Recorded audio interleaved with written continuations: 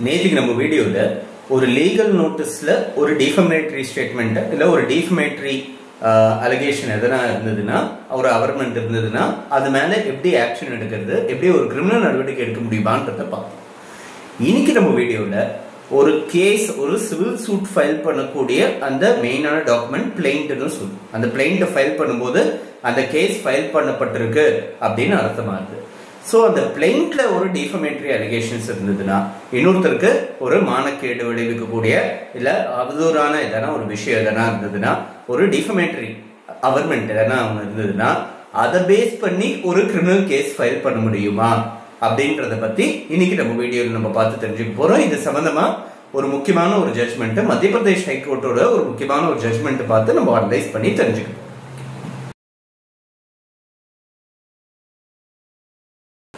இந்த கேஸோட title Trichinopoly Ramaswamy அர்தனானி versus Kirubashankar Bhargava அப்படின்னு ஒரு கேஸ். மத்திய பிரதேஷ் ஹைகோர்ட்டோட ஒரு ஜட்மெண்ட். இது 1991 வரப்பட்ட ஒரு ஜட்மெண்ட். இதை பத்தி நம்ம பார்த்தோம்னா ரெண்டு சிவில் சூட் சம்பந்தப்பட்டிருக்கு இந்த பர்டிகுலர் கேஸ்ல. அதாவது இண்டஸ்ட்ரியல் கன்சல்டன்சி பியூரோன்னு சொல்லிட்டு ஒரு ஆர்கனைசேஷன், ஒரு நிறுவனம் ஒன்று இருக்கு. ஸோ இந்த நிறுவனத்தை வச்சு டாக்டர்ஸ், என்ஜினியர்ஸ், நிறைய ஒரு ப்ரொஃபஷனல்ஸ் எல்லாம் பேஸ் பண்ணி இண்டஸ்ட்ரீஸ்க்கெல்லாம் வந்து ஒரு அட்வைஸ் கொடுக்கக்கூடிய நிலையில ஒரு பர்டிகுலர் ஒரு கம்பெனி வந்து ரன் ஆயிட்டு இருக்கு. கிருபாசங்கர் பார்கவான்றவர் வந்து ஒரு கான்ட்ராக்டர். ஸோ இந்த இண்டஸ்ட்ரியல் கன்சல்டன்சி பியூரோக்கும் மிஸ்டர் கிருபாசங்கர் பார்கவாக்கும் ஒரு கான்ட்ராக்ட் ஒன்று சைன் ஆகுது. இந்த கான்ட்ராக்ட் சம்பந்தமா ஒரு சில டிஸ்பியூட்ஸ் ஒன்று இருந்திருக்கு. இந்த டிஸ்பியூட்ஸ் ரிசால்வ் பண்றதுக்காக கிருபாசங்கர் பார்கவா என்ன பண்றாரு, டிஸ்ட்ரிக்ட் கோர்ட்ல வந்து ஒரு கேஸ் ஒன்று ஃபைல் பண்றாரு, ஒரு சூட் ஒன்று ஃபைல் பண்றாரு. இந்த சூட்ல அவர் 6,11,000 ரூபாய் வந்து இண்டஸ்ட்ரியல் கன்சல்டன்சி பியூரோ கிட்ட இருந்து ஒரு நஷ்டஈடு கேட்டு ஒரு கிளைம் ஒன்று ரைஸ் பண்ணி ஒரு சூட் ஒன்று ஃபைல் பண்றாரு. இந்த கேஸ் ஒரு பக்கம் இருக்கும்போது அதே சப்ஜெக்ட் மேட்டர்ல ஒரு இதே இண்டஸ்ட்ரியல் கன்சல்டன்சி பியூரோட முக்கியமான ஆபீசர்ஸ், இண்டஸ்ட்ரியல் கன்சல்டன்சி பியூரோ அவங்க வந்து இந்த கிருபாசங்கர் பார்கவா மேல தனியா ஒரு சிவில் சூட் வந்து பாம்பே ஹைகோர்ட்ல ஃபைல் பண்றாங்க. நான் ஏற்கனவே சொல்லியிருக்கேன், Madras high court, Bombay high court, Calcutta high court, Delhi high court, 4 பேருக்கும் 4 ஹைகோர்ட்டுக்கும் ஒரிஜினல் ஜூரிஸ்டிக்ஷன் இருக்கு. அதாவது ஒரு குறிப்பிட்ட அமௌண்ட்டுக்கு மேல இருக்கக்கூடிய கேஸை நேரடியா ஹைகோர்ட்ல ஃபைல் பண்ணல. மற்ற இடத்துலலாம் டிஸ்ட்ரிக்ட் கோர்ட் மூலமா போயிட்டு தான் ஹைகோர்ட்டுக்கு போக முடியும். பட் இங்க பர்டிகுலர் இந்த 4 ஹைகோர்ட்டுக்கு மட்டும் இந்த ஒரிஜினல் சைட் ஜூரிஸ்டிக்ஷன்ன்றது இருக்கு. ஸோ இதை பேஸ் பண்ணி 7,00,000 ரூபாய் கிளைம் ரைஸ் பண்ணி இண்டஸ்ட்ரியல் கன்சல்டன்சி பியூரோ ஐசிபின்ற நிறுவனம் வந்து இந்த கிருபாசங்கர் பார்கவா மேல கேஸ் ஃபைல் பண்றாங்க. இந்த இண்டஸ்ட்ரியல் கன்சல்டன்சி பியூரோக்காக சைன் பண்ண அந்த டைரக்டர், அந்த பர்டிகுலர் அந்த பிளைண்ட்ல சைன் பண்ண அந்த ஆத்தரைஸ் சிக்னேட்டரை பார்த்தோம்னா இந்த கேஸோட மெயினான பர்சன், அதாவது திருச்சிராப்பள்ளி ராமசாமி அர்தனானி அப்படின்றவர் தான் சைன் பண்ணியிருக்காரு. இந்த பிளைண்ட்ல, இந்த பாம்பே ஹைகோர்ட்ல ஃபைல் பண்ணப்பட்ட இந்த பிளைண்ட்ல 7,44,000 ரூபாய்க்கு மேல வச்சிருக்கக்கூடிய ஒரு கிளைம் ரைஸ் பண்ணிருக்கக்கூடிய இந்த பிளைண்ட்ல ஒரு சில வார்த்தைகள்லாம் பயன்படுத்துறாங்க. அதாவது ராங்ஃபுல்லி கன்வெர்டட், தவறான முறையில பணத்தை வந்து மாத்திட்டாரு, கன்வெர்ட் பண்ணிட்டாரு. ரெண்டாவது மிஸ்அப்ராப்ரேஷன், கையாடல், பணத்தை கையாடல் பண்ணிட்டாருன்ற வார்த்தைகள்லாம் பயன்படுத்தி அந்த பிளைண்ட்டை ஃபைல் பண்ணிருக்காரு. இதுதான் இவர் கேஸோட அடிப்படை, இதான் இவர் கேஸோட ஃபல்க்ரன். ஸோ இந்த வார்த்தைகள்லாம் இருக்குன்றதுனால இது வந்து இவருக்கு எதிரான அவதூறான ஒரு சில அவர்மெண்ட்ஸ் என்று சொல்லி கருத்துல எடுத்துக்கிட்டு இவர் என்ன பண்றாரு, கிருபாசங்கர் பார்கவா வந்து ஒரு கிரிமினல் கம்ப்ளைண்ட் வந்து ரைஸ் பண்றாரு. கிரிமினல் கம்ப்ளைண்ட் என்னன்னு ரைஸ் பண்றாருன்னா ஃபால்சிபிகேஷன் ஆஃப் அக்கௌண்ட்ஸ், அதாவது கணக்குகளை வந்து தவறான முறையில பிரதிபலிச்சிருக்காங்க, அவர் தவறான முறையில கொண்டு வந்திருக்காங்க அப்படின்னு சொல்லி அது ஒண்ணு, கணக்கு தப்பா இருக்கு அப்படின்றது ஃபால்சிபிகேஷன் ஆஃப் அக்கௌண்ட்ஸ். அது தவிர கிரிமினல் கான்ஸ்பிரன்சி, எல்லாரும் சேர்ந்து கூட்டா சேர்ந்து ஒரு குற்றம் ஒண்ணு செஞ்சிருக்காங்க அப்படின்றது கிரிமினல் கான்ஸ்பிரசி. அது எல்லாத்துக்கும் அப்புறம் மேல டிஃபமேஷன், அதாவது மான நஷ்டம் ஏற்படுத்திருக்காங்க. ஸோ இதுதான் வந்து அவர் கொடுத்த கம்ப்ளைண்டோட கிரக்ஸ். இந்த 3 அலிகேஷன்ஸோட ஒரு கம்ப்ளைண்ட் ஒன்று கொடுக்குறாரு. அந்த கம்ப்ளைண்ட்டை வந்து மேஜிஸ்ட்ரேட் காக்னிசன்ஸ்ல எடுத்துக்கிறாங்க. இந்த மேஜிஸ்ட்ரேட் இந்த கம்ப்ளைண்ட்டை காக்னிசன்ஸ்க்கு எதிர்த்துட்டு இந்த ஆனா 5 பேர் மேல கம்ப்ளைண்ட் கொடுக்குறாரு. அந்த பிளைண்ட்டை சைன் பண்ணவர் மட்டுமே இல்லாம அதோட சேர்ந்து 4 பேரோட சேர்த்து கம்ப்ளைண்ட் ஃபைல் பண்றாரு. ஏன்னா இந்த கம்பெனியில சம்பந்தப்பட்டவங்க இவங்கலாம் அப்படின்னு சொல்லிட்டு 4 பேரை கிளைம்ல வந்து சேர்த்துட்டு அந்த கம்ப்ளைண்ட் வந்து கொடுக்குறாரு. ஸோ இந்த 5 பேர் சேர்ந்து இந்த மேஜிஸ்ட்ரேட் இந்த கேஸோட காக்னிசன்ஸ் எடுத்துக்க கூடாது, இந்த கிரிமினல் கேஸை ஏத்துட்டு இருக்க கூடாது அப்படின்னு சொல்லி அவங்க வந்து ஹைகோர்ட்ல ஒரு கேஸ் ஃபைல் பண்றாங்க. செக்ஷன் 482 கிரிமினல் ப்ரொசீஜர் கோடு கீழே, பழைய கிரிமினல் ப்ரொசீஜர் கோட் செக்ஷன் 482, புதுசா இருக்கிற பிஎன்எஸ்எஸ்ல செக்ஷன் 528. சோ பழைய சிஆர்பிசி செக்ஷன் 482 கீழே ஒரு ப்ரொசீடிங்ஸ் ஒன்று இனிஷியேட் பண்றாங்க. இந்த மேஜிஸ்ட்ரேட் இந்த பர்டிகுலர் கம்ப்ளைண்டோட காக்னிசன்ஸை எடுத்துக்க கூடாது, அவங்க கவனத்துக்கு இந்த கம்ப்ளைண்ட் இந்த புகாரை எடுத்துட்டு இருக்க கூடாது, இந்த கிரிமினல் கேஸை பதிவு செஞ்சிருக்க கூடாது அப்படின்னு சொல்லி இவங்க ஹைகோர்ட்ல வந்து இந்த கேஸை ஃபைல் பண்றாங்க. சோ இதுதான் இந்த கேஸோட கிரக்ஸ். இதுல இவங்க சைடு என்னன்னா கிரீவன்சஸ் வந்து ஹைகோர்ட் முன்னாடி எடுத்து வைக்கிறாங்கன்றத பார்ப்போம். இதுக்கு ஹைகோர்ட் என்னன்னா அப்சர்வேஷன்ஸ் பண்ணிருக்காங்கன்றத ஒவ்வொன்றா பார்ப்போம். இந்த பர்டிகுலர் பிளைண்ட் ஃபைல் பண்ணது வந்து ஒரு லீகல் ப்ரொசீடிங்ஸ். லீகல் ப்ரொசீடிங்ஸ் வந்து இன் குட் ஃபெய்த் தான் ஃபைல் பண்றது. குட் ஃபெய்த்னா ஒரு நம்பிக்கையோட, ஒரு நலனான, ஒரு நலன் சேர்ந்த ஒரு நம்பிக்கையோட தான் ஃபைல் பண்றது. அது தவறான எண்ணத்தோட ஃபைல் பண்ணல அப்படின்றது இருக்கு. இது ஒன் ஆஃப் தி எக்ஸெப்ஷன்ஸ். நான் ஏற்கனவே சொல்லியிருக்கேன், செக்ஷன் 499 ஐபிசில 10 எக்ஸெப்ஷன்ஸ் கொடுக்கப்பட்டிருக்கு. அந்த 10 எக்ஸெப்ஷன்ல ஒரு எக்ஸெப்ஷன் வந்து குட் ஃபெய்த். இந்த மாதிரி ஒரு சரியான தவறான எண்ணம் இல்லாம ஒரு சரியான எண்ணத்தோட தான், குட் ஃபெய்த்தோட தான் நான் ஃபைல் பண்ணியிருக்கேன் அப்படின்னு சொல்லி இந்த பர்டிகுலர் கேஸ்ல வந்து அந்த டிஃபென்ஸ் வந்து எடுத்துக்கிறாங்க. அது முதல் ஒரு விஷயம். அந்த பெட்டிஷன் இது குட் ஃபெய்த்ல தான் பண்ணிருக்கேன்றதுனால இது டிஃபமேஷன் கீழே வராது அப்படின்றது அவங்க முதல் கண்டென்ஷன். ரெண்டாவது கண்டென்ஷன், இந்த பர்டிகுலர் பிளைண்ட்ல சைன் பண்ணது ஒருத்தர் தான், அதாவது திருச்சினாப்பள்ளி ராமசுவாமி தான் மட்டும்தான் அது சைன் பண்ணியிருக்காரு. பட் இவங்க 5 பேர், 5 படத்துக்கு சம்பந்தப்பட்ட டைரக்டர்ஸ் வந்து இந்த கேஸ்ல வந்து பார்ட்டிஸா சேர்த்திருக்காங்க. சோ மத்தவங்க எல்லாம் சேர்த்திருக்கணும்ன்றது, மிச்சம் 4 பேரை சேர்த்திருக்கணும்ன்றது என்ன அவசியம் இருக்கு அப்படின்றது ரெண்டாவது கண்டென்ஷன். மூணாவது கண்டென்ஷன், இந்த கேஸ் ஃபைல் பண்ணது பாம்பே ஹைகோர்ட்ல. கிரிமினல் கம்ப்ளைண்ட் கொடுக்கறது, டிஃபமேஷன் கம்ப்ளைண்ட் கொடுக்கறது மத்திய பிரதேஷ் ஹைகோர்ட்ல. இது எப்படி மெயின்டைன் இது? பாம்பேல நடக்க வேண்டிய கேஸ் பாம்பேல தான் நடத்திருக்கணும்.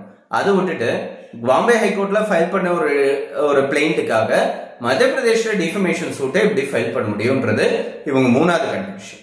நாலாவது கண்டிஷன், பிளைண்ட்ன்றது ஒரு டாக்குமெண்ட், ஒரு பர்சனல் டாக்குமெண்ட், அதாவது கோர்ட்டோட கண்ணுக்கு போகும், பிளஸ் இந்த பார்ட்டிக்கு கண்ணுக்கு போகும், இவங்க வக்கீலுக்கு போகும், அதே மாதிரி எதிர் பார்ட்டிக்கு போகும். சோ இந்த இப்படி ஒரு பர்சனல் டாக்குமெண்டா இருக்கக்கூடியது பப்ளிஷ் பண்ணாத ஒரு டாக்குமெண்ட், வெளியிடப்படாத ஒரு டாக்குமெண்டா இருந்ததுன்னா அது எப்படி ஒரு டிஃபமேஷன் நம்மளால சொல்ல முடியும்? அதாவது இன்னொருத்தர் 4 பேர் எதிர்க்க வந்து நான் வந்து ஒருத்தர தவறான வார்த்தைகள் சொல்லி திட்டேன்னா அது வந்து மான நஷ்டம் ஏற்படுத்துறதுன்னு சொல்ல முடியும். நான் அவர்கிட்ட மட்டும் பர்சனலா பிரைவேட்டா கொடுக்குற ஒரு டாக்குமெண்ட்ல அது இருக்குன்னா அதை எப்படி மான நஷ்டம்னு சொல்ல முடியும்? பிளைண்ட் அந்த மாதிரி ஒரு டாக்குமெண்ட் தானே. சோ அதை எப்படி ஏத்துக்க முடியும்ன்றது அடுத்த கண்டென்ஷன். இது எல்லாத்துக்கும் மேல முக்கியமா என்ன கேட்கிறாங்கன்னா, சிவில் கேஸ், அதாவது பாம்பே ஹைகோர்ட்ல நடக்கிறது, அந்த சிவில் கேஸ் நிலுவையில் இருக்கிற வரைக்கும் இந்த கிரிமினல் கேஸை விசாரிக்கிறது சரிப்பட்டு வராது. ஏன்னா அதே மேட்டர் தான் இங்க ஒரு மேஜிஸ்ட்ரேட்டும் விசாரிப்பாரு, அதே மாதிரி அங்கேயே ஹைகோர்ட்டும் விசாரிக்கும். சோ அந்த சிவில் கேஸ் நிலுவையில் இருக்கிற வரைக்கும் இந்த கேஸை ஸ்டே பண்ணி ஆகணும்ன்றது 5வது கண்டென்ஷன். சோ இந்த 5 கண்டென்ஷனை வச்சு இவங்க மத்திய பிரதேஷ் ஹைகோர்ட்ல செக்ஷன் 482 கீழே ஒரு பெட்டிஷன் ஃபைல் பண்ணியிருக்காங்க. இதுக்கு ஒவ்வொன்றா ஹைகோர்ட் என்ன அப்சர்வேஷன்ஸ் பண்றதுன்னு ஒவ்வொன்றா பார்த்தோம்னா, ஃபர்ஸ்ட் நீங்க வந்து ஒரு எக்ஸெப்ஷன் கீழே வரீங்க, இந்த டிஃபமேஷன்ன்றத குற்றத்துக்கு சம்பந்தப்படாம ஒரு எக்ஸெப்ஷன் கீழே தான் நீங்க வரீங்க அப்படின்னா அது ட்ரையல்ல நீங்க நிரூபிக்க வேண்டிய ஒரு விஷயம். அந்த கேஸ் நடக்கும் போது விசாரணையில நீங்க நிரூபிக்க வேண்டிய விஷயம். அதுக்காக கேஸ் ஒட்டுமொத்தமா நடத்தக்கூடாதுன்னு சொல்லி க்ளோஸ் பண்றது சரி கிடையாது அப்படின்றது முதல் விஷயம். ரெண்டாவது கேள்விக்கு என்ன பதில்னா, முதல் பெட்டிஷனர் மட்டும் தான் சைன் பண்ணியிருக்காரு, அதனால ஒரு டிஃபமேஷன் அலிகேஷன்ஸ் அவர் மட்டும் தான் ரெஸ்பான்சிபிள். மிச்சம் 4 பேருக்கும் இந்த குற்றத்துக்கும் சம்பந்தம் கிடையாதுன்றது திட்டவட்டமா தெரியுது. மிச்சம் 4 பேரும் ஃப்ரீ தான். ஆனா முதல் பர்சனை மட்டும் இந்த கேஸ் சேர்த்து நடத்தி ஆகணும் அப்படின்றது ரெண்டாவது விஷயம். மூணாவது விஷயம், ஒரு டிஃபமேஷன் கேஸ் எங்க ஃபைல் பண்ணப்பட்டிருக்கு அப்படின்றது அந்த பிளைண்ட் எங்க சைன் பண்ணாங்கன்றதுனாலயோ இல்ல கேஸ் எங்க ஃபைல் பண்ணப்பட்டிருக்குன்றதுனாலயோ இல்ல, இந்த டிஃபமேஷன் சம்பந்தப்பட்ட அந்த பிளைண்ட் இவரை வந்து சேர்ந்தது மத்திய பிரதேஷ்லன்றதுனால இங்கேயும் அவருக்கு ஜூரிஸ்டிக்ஷன் இருக்கு. டிஃபமேஷன் கம்ப்ளைண்ட் இப்போ இருக்கிற சூழ்நிலையில வந்து 0 எஃப்ஐஆர்லாம் வந்திருக்குன்றது வந்து இப்போ பாரதிய நகர சுரக்ஷா சமிதா வரும்போது அது. அது முன்னாடி இருந்த ஸ்டேஜ்ல இது கிடையாதுன்றதுனால இந்த ஜூரிஸ்டிக்ஷனல் இஷ்யூ வந்து ஒரு கொஸ்டினாவே இருந்தது. பட் அதை வந்து இந்த கோர்ட் வந்து ஆன்சர் பண்ணியாச்சு. அங்க நடந்த டிஃபமேஷனா இருந்தாலும் இங்கதான் கேஸ் போடணும், ஏன்னா இங்கதான் ரிசீவ் பண்ணிருக்காரு பிளைண்ட அப்படின்றது இது 3வது கண்டென்ஷனுக்கு வந்து கோர்ட் சொன்ன பதில். 4வது, ஒரு கேஸ்ன்னு ஒன்று ஃபைல் பண்ணும்போது அது வந்து இவரை பத்தி ஒரு தவறான தகவல்களை வந்து கோர்ட் முன்னாடி நம்ம பரிந்துரை செய்யறோம்ன்றதுனால அது வந்து ஒரு பப்ளிகேஷனுக்கு சமானமானது, அதை வந்து பொது தளத்துல வந்து அதை சொல்றதுக்கு சமமானது. அதனால அதை பப்ளிஷ் பண்ணலன்றது வந்து ஒரு டிஃபென்ஸ் ஆகாது. அது கோர்ட்ல சொல்லிட்டாலே அது வந்து பப்ளிகேஷனுக்கு ஈக்குவல் ஆனது, நிகரானது அப்படின்னு சொல்லி 4வது விஷயத்துக்கு கோர்ட் வந்து கிளாரிஃபை பண்ணிருக்காங்க. 5வது விஷயம், இது கிரிமினல் கேஸ் இருக்குன்றதுனால சிவில் கேஸை நிறுத்தி வைக்க முடியாது. அதே மாதிரி சிவில் கேஸ் இருக்குன்றதுனால கிரிமினல் கேஸை நிறுத்தி வைக்க முடியாது. ரெண்டும் பேரலா நடத்தக்கூடிய அந்த ரைட் அந்த தன்மை உடையது. சாதாரணமா நம்ம பார்த்தோம்னா சிவில் கேஸ் டிசைட் பண்ற மீட்டர் வேற, கிரிமினல் கேஸ் டிசைட் பண்ற மீட்டர் வேற. சிவில் கேஸ் வந்து ப்ரிபாண்டரன்ஸ் ஆஃப் ப்ராபபிலிட்டிஸ், அதாவது சாத்தியக்கூறுகளின் அடிப்படையில் வந்து சிவில் கேஸ் நடக்கும். கிரிமினல் கேஸை பொறுத்த வரைக்கும் பியாண்ட் ரீசனபிள் டவுட், சந்தேகத்துக்கு இடமில்லாம அவங்க வந்து இந்த குற்றத்தை செஞ்சிருக்காங்கன்னா அவங்க கிரிமினல் கேஸ்ல வந்து அவங்க இம்ப்ளிகேட் ஆவாங்க. சோ இந்த கிரிமினல் கேஸுக்கும் சிவில் கேஸுக்கும் மீட்டர் வேற வேறன்னு அந்த சிவில் கேஸ் இருக்குன்றதுனால இந்த சிவில் கிரிமினல் கேஸை ஸ்டே பண்ணி வைக்கணும்ன்றது நியாயம் கிடையாது. அது ஹைகோர்ட்ல இருக்கிறதா இருந்தாலும் சரி, இது சாதா மேஜிஸ்ட்ரேட் கோர்ட்ல இருந்தாலும் சரி, பட் அது இருக்குன்றதுனால இது ஸ்டே பண்ணி வைக்கிறது சரி கிடையாது அப்படின்னு ஹைகோர்ட் வந்து மத்திய பிரதேஷ் ஹைகோர்ட் வந்து அப்சர்வ் பண்ணிருக்காங்க. இதை பேஸ் பண்ணி அந்த ப்ளீடிங் சைன் பண்ணவர் மட்டும்தான் ரெஸ்பான்சிபிள், ஜவாப்தாரி. மற்றவங்களெல்லாம் வந்து இந்த கேஸோட ரெக்கார்ட்ஸ்ல இருந்து எக்ஸ்பீரியன்ஸ் பண்ணலாம், அவங்களோட பேரை ரிமூவ் பண்ணலாம். ஆனா அந்த கேஸ ஃபைல் பண்ணவர், அந்த பிளைண்ட ஃபைல் பண்ண அந்த திருச்சினாப்பள்ளி ராமதாஸ்ன்றவர் கண்டிப்பா இந்த டிஃபமேஷன் கேஸுக்கு அக்யூஸ்டா அவர் அந்த கேஸுக்கு வந்து போயாகணும் அப்படின்னு சொல்லிட்டு கோர்ட் சொல்லியிருக்காங்க. சோ இதுல இருந்து என்ன தெரியுதுன்னா, பிளைண்ட டிராஃப்ட் பண்ணும் போதும் கொஞ்சம் கேர்ஃபுல்லா கவனத்தோடவும் இருக்கணும். அதே சமயத்துல இந்த டிஃபமேஷன் கேஸ ஃபைல் பண்றது வந்து சாதாரணமா எந்த பிளைண்ட் ஃபைல் பண்ணாலும் அதை கவுண்டர் பிளாஸ்ட் பண்றதுக்காக ஃபைல் பண்றதுன்றது சரிப்பட்டு வராது. பட் அதே சமயத்துல அந்த பிளைண்ட வந்து கேர்ஃபுல்லா டிராஃப்ட் பண்ணும். ரொம்ப ஃபார்ஃபெச்டான ப்ரூவ் பண்ண முடியாத ஏதான இன்ஃபர்மேஷன் எதனா இருந்ததுன்னா அதை இன்க்ளூட் பண்ணாம தவிர்க்கிறது நல்லது அப்படின்றத நம்ம தெரிஞ்சுக்க வேண்டிய ஒரு விஷயம். இது வந்து ஒரு பிளைண்ட் வந்து ஒரு ஃபார்ஃபெச்டான ஒரு பிளைண்டா இருந்ததுன்னா, தப்பான ஒரு கிரிமினல் அலிகேஷன்ஸ் ஒருத்தர் மேல வைக்கக்கூடிய ஒரு பிளைண்டா இருந்ததுன்னா அது வந்து ஒரு டிஃபமேஷன் சூட்டுக்கோ இல்ல டிஃபமேஷன் கிரிமினல் ப்ரொசீடிங்ஸுக்கோ சசப்டபிளா இருக்கும்ன்றது நம்ம தெரிஞ்சுக்கிட்டு கேர்ஃபுல்லா ஒரு பிளைண்ட டிராஃப்ட் பண்ண வேண்டியது அவசியமான விஷயம்.